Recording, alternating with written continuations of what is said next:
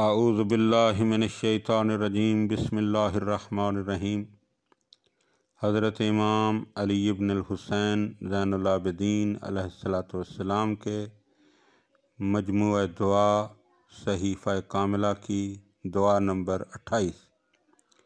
جب رزق کی تنگی ہوتی تو یہ دعا فرماتے: اے اللہ، تو نے رزق کے بارے میں بے یقینی سے اور زندگی کے بارے میں طول عمل سے ہماری آزمائش کی ہے، یہاں تک کہ ہم ان سے رزق طلب کرنے لگے جو تجھ سے رزق پانے والے ہیں، اور عمر رسیدہ لوگوں کی عمریں دیکھ کر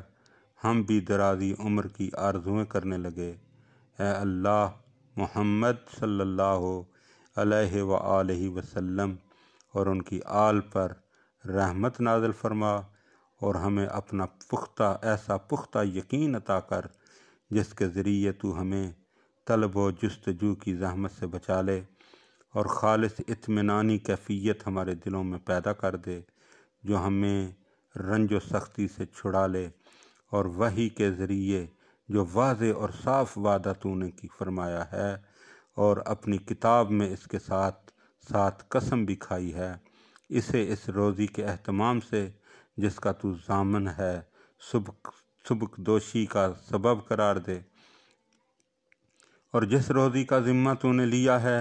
اس کی مشغولیتوں سے علیحدگی کا وسیلہ بنا دے۔ چنانچہ تم نے فرمایا، اور تیرا قول حق اور بہت سچا ہے، اور تو نے قسم کھائی ہے اور تیری قسم سچی اور پوری ہونے والی ہے